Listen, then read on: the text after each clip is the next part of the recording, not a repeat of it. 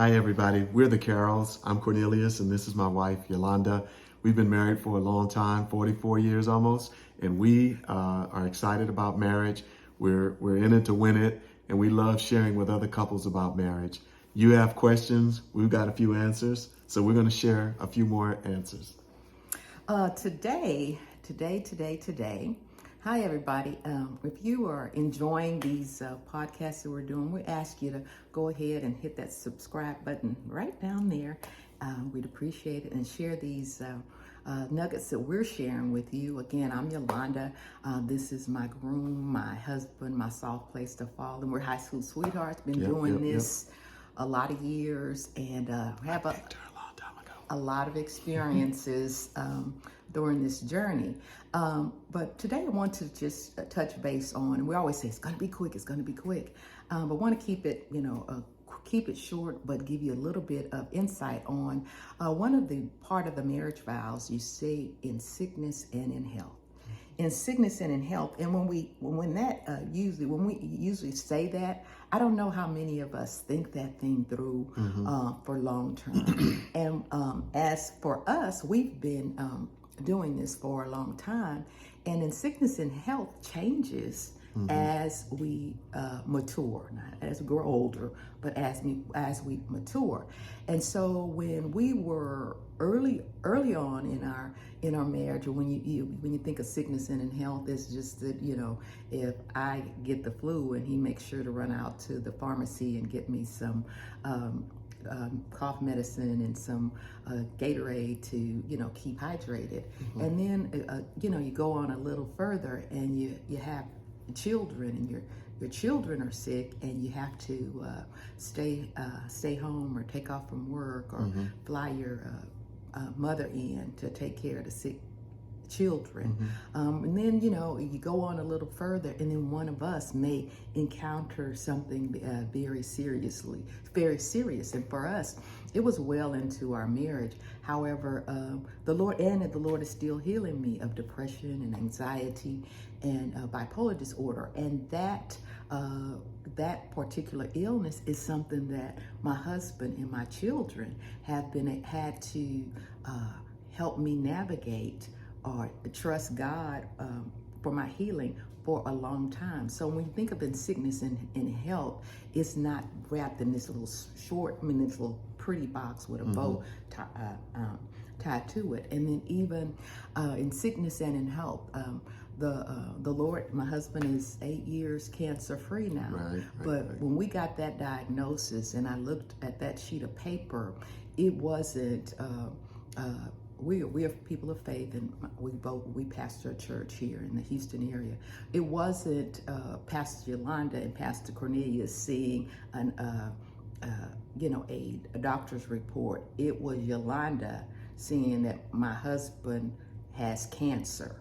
And so how I responded emotionally, physically, was totally different from this woman of faith, this co-pastor, this former Sunday school teacher, and women's leadership coach and sponsor, and the lady with the different letters behind her name. It's totally different when sickness and health affects your life partner, your husband, your everything.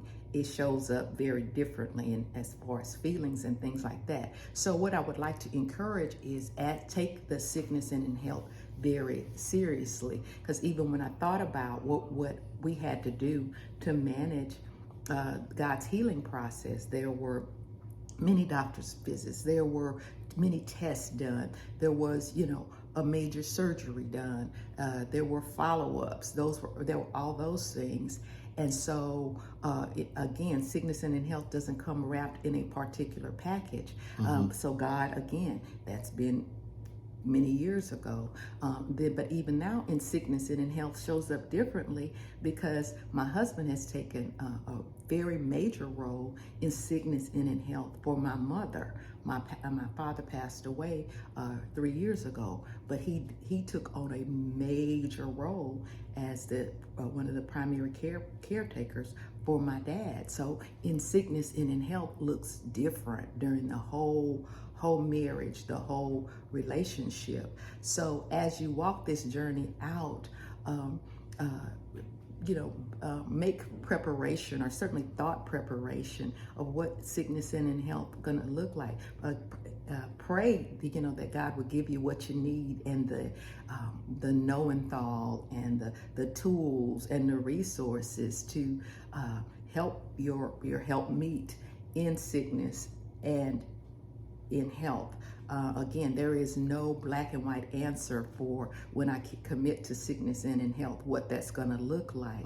However, we do want you to know what you're signing up for, and it's not black and white. Again, it could be you, it could be your children, it could be a loved one, a parent, a godparent, extended family, even someone that you brought into your family later on in life. Those of you who are blended families, what does that look like to care for your bonus son or your bonus daughter, or a parent, an aunt, a godmother that you brought into your home? You never know what in sickness and in health encompasses.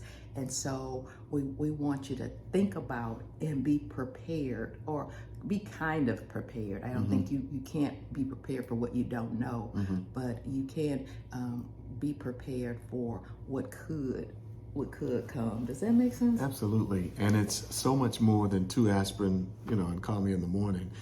The word that comes to my mind is the word commitment. And that's one of the things that we hope that individuals, when they're getting married and thinking about marriage, that they are willing to make the commitment necessary. As my wife said, we can never say all the things that we were going to face in sickness and in health, but we are both committed, and we're still here. And, I just want to take this moment to thank my baby for being there for me when I was going through my treatments. Every appointment, she was there, every single appointment. And we had to go up into the city and sit at MD Anderson, but she was there. And I thank you for that. And I appreciate that commitment. So, again, think about the commitments necessary.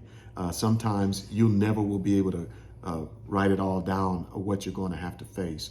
And this is why we are thankfully have the Lord in our life, and the strength of prayer and the Spirit of God to help us. When we're weak, He's strong for us. So sickness and in health is a very, very important piece of the marriage commitment. And you never know when it's going to come up. But we pray that we'll consider that and be willing to make the commitment necessary.